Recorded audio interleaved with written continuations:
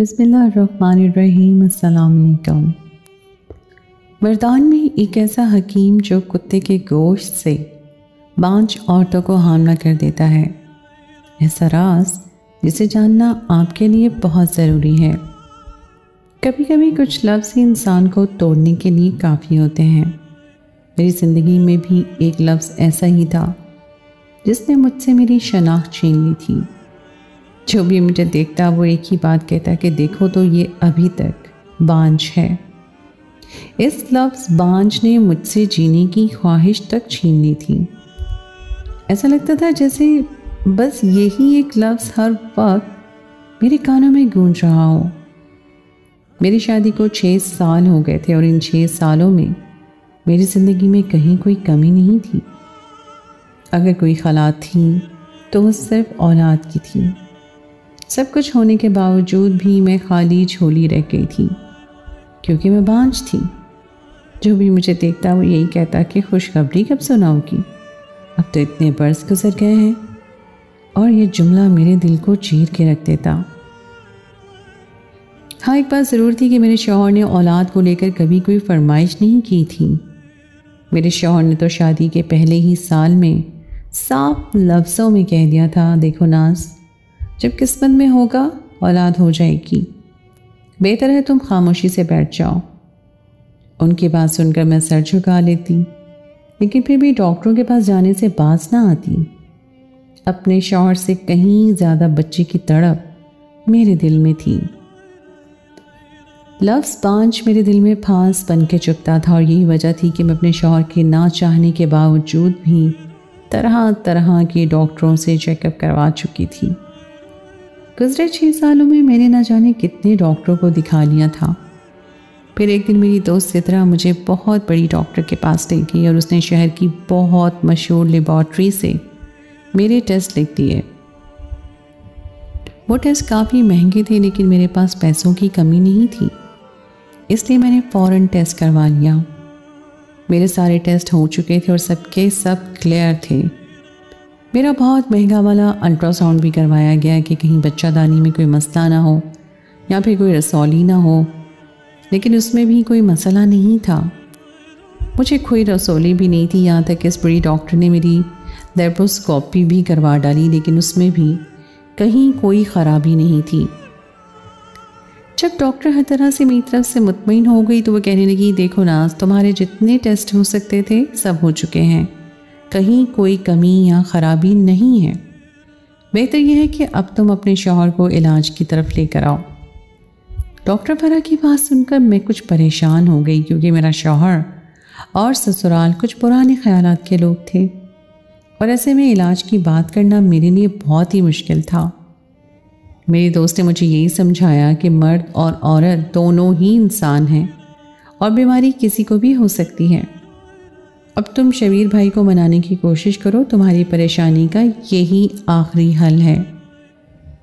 मैंने अपने आप को अपने शौहर से बात करने के लिए तैयार किया और फिर शाम को जब शबीर दफ्तर से लौट कर घर आए तो उनका मिजाज काफ़ी अच्छा था। वो बहुत खुश नज़र आ रहे थे और मुझे लगा यही सही वक्त और मौका है, इसलिए मैंने उनके सामने अपनी सारी रिपोर्ट्स रखी और उन्हें बताया कि कहीं कोई कमी नहीं है, सब कुछ बिल्कुल ठीक है। ये सुन के वो मुस्कुराने लगे और कहने लगे, मैंने तो तुम्हें पहले ही कहा था, लेकिन तुम हो जिसे फजूल में पैसे ज़ाया करने का शौक़ है और फिर हलकान भी होती रहती हो, अब सुकून से बैठ जाओ। मैंने एक गहरी सांस ली और बात शुरू की। देखिए शबीर, डॉक्टर ने कहा है कि जिस तरह औरत में मसाइल हो सकते हैं, इसी तरह मर्द में भी कुछ कमियां हो सकती हैं। डॉक्टर ने आपके लिए टेस्ट लिख कर दिया है और आपके इस टेस्ट के बाद पता चलेगा कि आप में कोई कमी तो नहीं है। बड़ी मुश्किल से मैंने अपनी बात मुकम्मल करके शबीर की तरफ देखा तो उनका चेहरा गुस्से से सुर्ख हो चुका था। वो कहने लगे, नाज, मैं इतने सालों में कभी तुम्हें यह एहसास नहीं दिलाया कि तुम्हारी वजह से मैं बे औलाद हूँ। ये मैं सोच भी नहीं सकता था कि तुम मुझसे इस तरह की घटिया बात करोगी।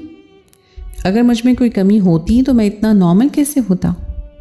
मुझ में कोई कमी नहीं है। अगर आज मैं दूसरी शादी कर लूँ तो जल्द ही बाप बन जाऊँ, लेकिन मैंने कभी ऐसा नहीं सोचा। मैंने तुम्हें सर आंखों पर बिठा कर रखा और तुम मुझे ही नामर्द ठहराने पे तुल गई हो। वो गुस्से में थे और कहने लगी कि कंपनी की तरफ से मेरी पोस्टिंग मर्दान में हो गई है। मैं तुम्हें यही बताना चाहता था, लेकिन तुमने सारी खुशी खाक में मिला दी है।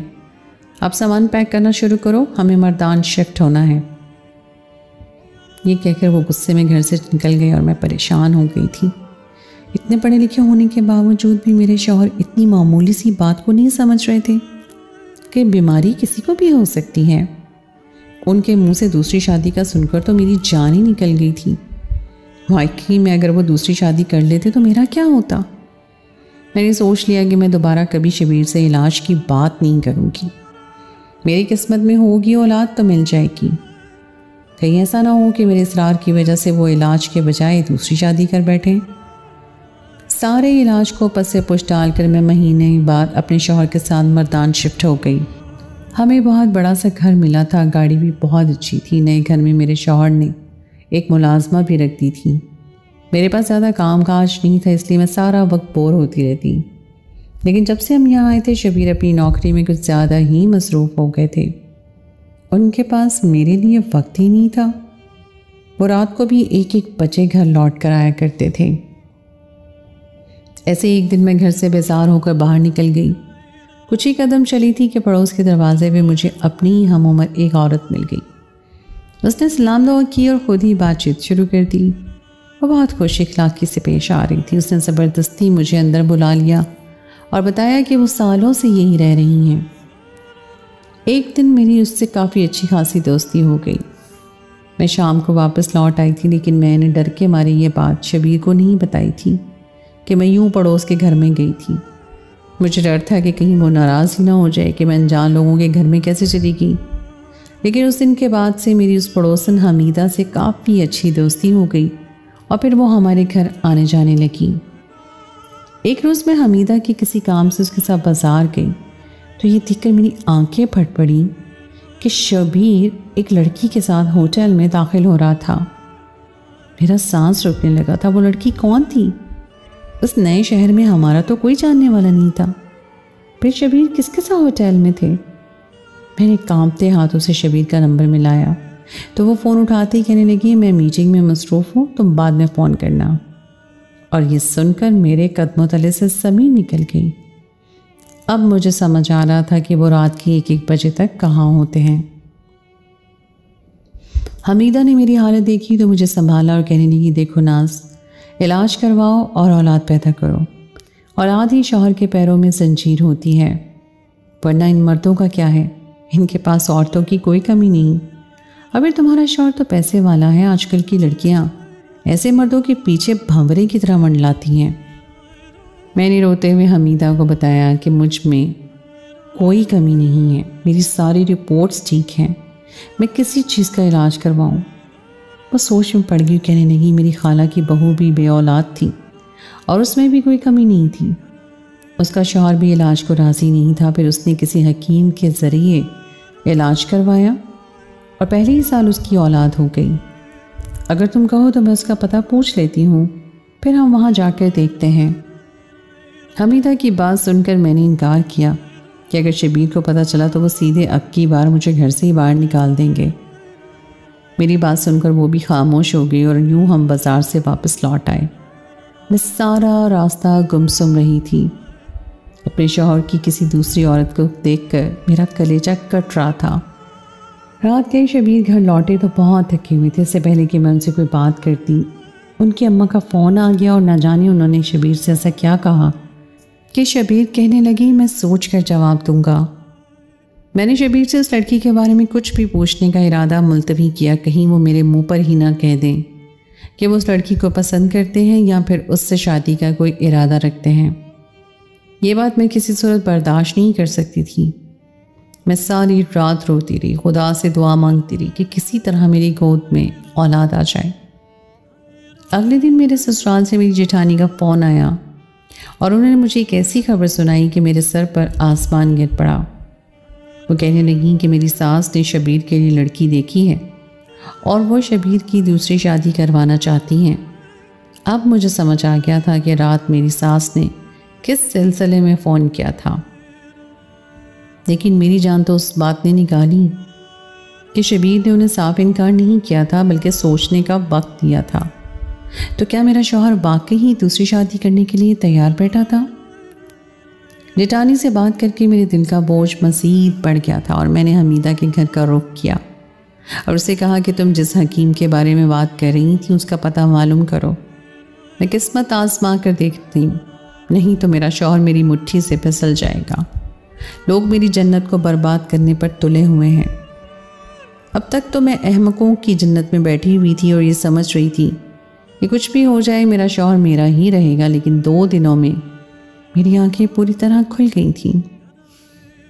अगले दिन ही हमीदा हकीम का पता लेकर आ गई और एक दफ़ा फिर मैं शबीर को बताए बगैर हमीदा के साथ निकल पड़ी। शबीर को तो अब तक इस बात का इल्म भी नहीं हो सका था कि मेरी पड़ोसन से इस कदर अच्छी दोस्ती हो गई है। ये शहर मेरे लिए नया था और यहाँ के रास्ते भी। अलबत्ता हमीदा हमेशा से यही रही थी, इसलिए वो बहुत आसानी से मुझे उस हकीम के पास लेकर पहुँच गई। वो शहर से काफ़ी अलग एक छोटे से क्लिनिक में बैठा था, लेकिन उसके पास औरतों की अच्छी खासी तादाद मौजूद थी।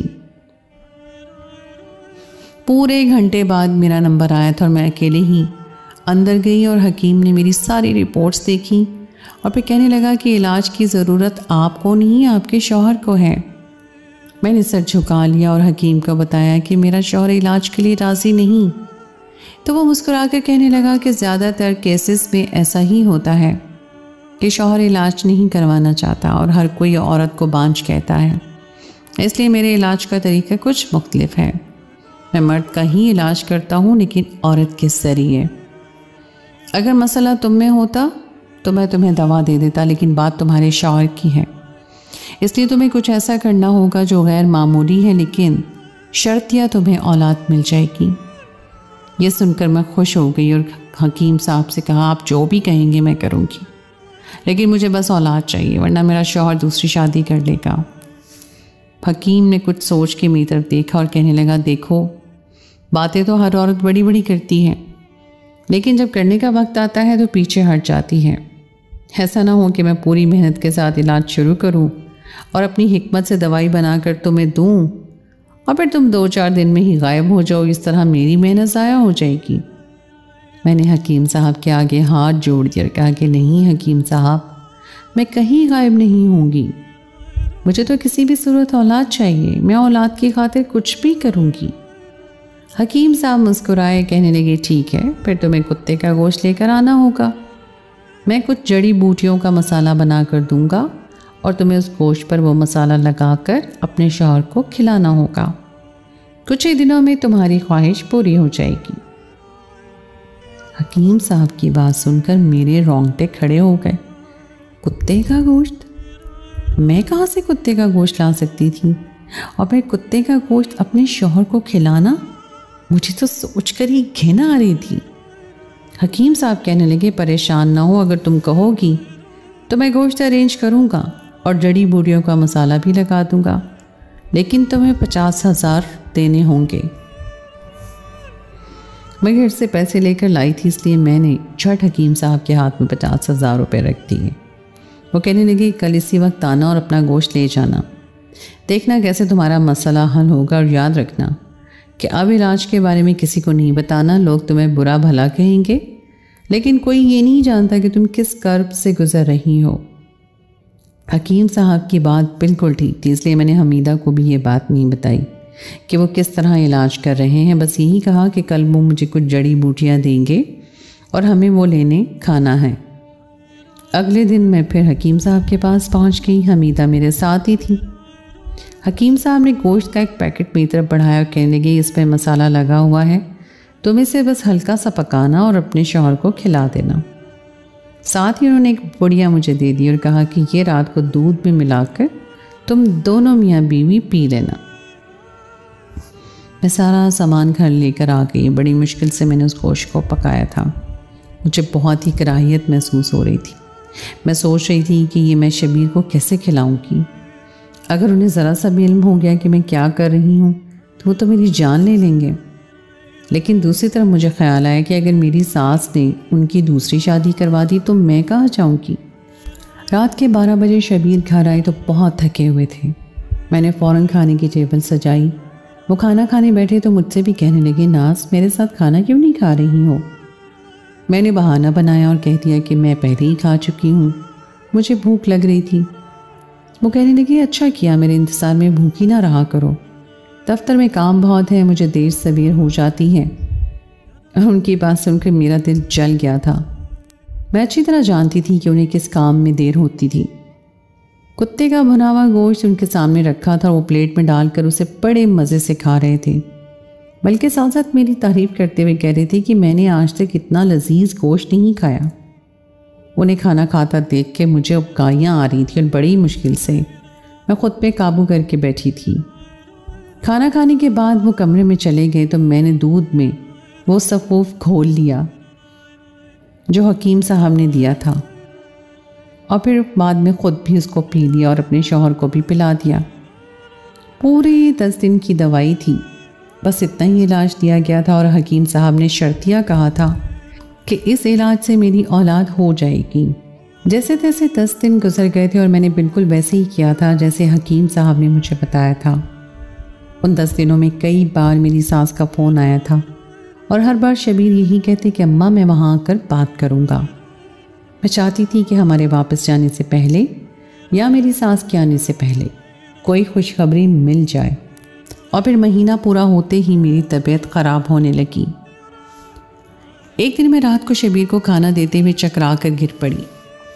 शबीर परेशान होकर मुझे अस्पताल लेकर भागे और वो खबर मिली जिसका मुझे पिछले 6 साल से बेसब्री से इंतज़ार था। मैं माँ बनने वाली थी और ये सुनकर मैं फूट फूट कर रोने लगी। मैंने कितनी ही दुआएं हमीदा और हकीम साहब को दे डाली। मेरे शौहर शबीर भी ये खबर सुनकर हैरान रह गए थे और उन्हें भी यकीन नहीं आ रहा था। मैंने अपने सारे ससुराल वालों को ये खुशखबरी की खबर सुना दी और हमीदा को भी। हर कोई बहुत खुश था। एक हफ़्ता बहुत ही सुकून से गुजरा था, लेकिन पूरे 1 हफ्ते के बाद मुझ पे क़यामत टूट पड़ी। शबीर दोपहर के वक्त घर लौटे थे और आते ही उन्होंने मुझसे एक ऐसा सवाल पूछा था जिसकी मुझे उनसे हरगिज़ भी उम्मीद नहीं थी। वो बहुत गुस्से के आलम में घर में दाखिल हुए थे और मैं बिस्तर पर लेटी थी। वो सीधे मेरे पास आए और मेरे सामने बैठकर कहने लगे, बताओ नाज, ये बच्चा किसका है? शबीर की बात सुनकर मैं बौखला गई और उनसे कहा कि कैसी बातें कर रहे हैं, मैं आपकी बीवी हूँ, ये बच्चा आपका है। वो एकदम रोने लगी और फिर रोते हुए कहने लगे, ये मेरा बच्चा नहीं है। शादी के वक्त ही मुझे इस बात का इल्म था कि मैं बाप नहीं बन सकता, लेकिन मैं तुमसे मोहब्बत करता था, तुम्हें खोना नहीं चाहता था, इसलिए ये बात तुम्हें नहीं बता सका। मैंने सोचा कि कुछ अरसा तुम इलाज करवाओगी और फिर खामोशी से बैठ जाओगी, लेकिन तुम तो डॉक्टरों के चक्करों से पीछे ही ना हटी। 6 सालों बाद न जाने तुम कितने डॉक्टरों को दिखा चुकी थी और फिर भी तुम्हें सुकून नहीं आ रहा। इसलिए मैंने खुद अपनी पोस्टिंग करवाई और यहाँ इस शहर में चलाया ताकि तुम दूसरे लोगों से दूर हो जाओ और ज़हनी मसाइल से निकलकर एक अच्छी ज़िंदगी गुजारो। मैं काफ़ी हद तक कामयाब भी हो गया था। यहाँ आकर हम खुश रहने लगे थे। तुम भी अकेली नहीं रहती थी, मैं भी ठीक था, इसलिए मुझे भी सुकून हो गया। और फिर पिछले हफ्ते तुमने मुझे जब खुशी की खबर सुनाई तो मुझे लगा शायद मेरा मसला खुद ब खुद ठीक हो गया है और तुम मेरे बच्चे की माँ बनने वाली हो, लेकिन कहीं ना कहीं मेरे दिल में शक भी था। इसलिए मैंने दोबारा अपना टेस्ट करवा लिया और रिपोर्ट वही आई है कि मैं किसी भी तरह बाप नहीं बन सकता। मेरे स्पर्म्स बिल्कुल भी ताकतवर नहीं हैं और ना ही किसी इलाज से हो सकते हैं। अब तुम बताओ कि ये बच्चा किसका है? तुमने मेरे पेट पीछे किसके साथ अपना मुँह काला किया है? शायद यहाँ आकर तुम्हें ये मौका मिल गया कि तुम मेरी गैर मौजूदगी में किसी गैर मर्द के साथ अय्याशी कर सको। शबीर की बात सुनकर मेरे कदमों तले से ज़मीन निकल गई और मैंने रोते हुए उन्हें सारा सच बता दिया कि किस तरह मैंने उन्हें एक लड़की के साथ देखा था और फिर मैं ये भी जान गई थी कि उनकी माँ उनकी दूसरी शादी करवाना चाहती है। इसलिए औलाद के लिए मैं एक हकीम के पास गई थी।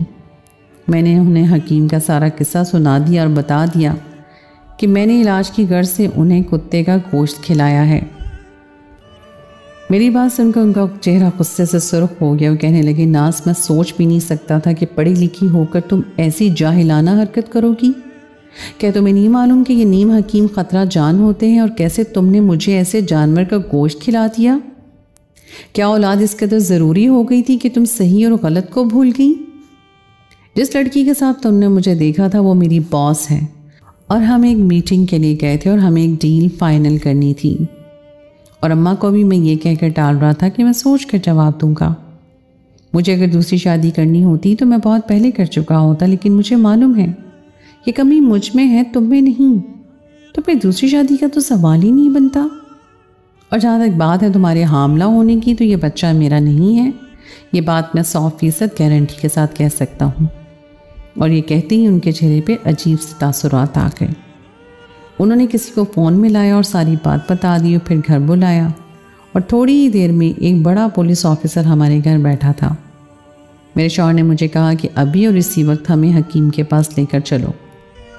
मैं बहुत खौफजदा थी, लेकिन फिर भी मैं उन्हें हकीम के पास ले गई, और वहाँ जाकर एक ऐसा राज खुला कि मैं शर्म से ज़मीन में गड़ गई।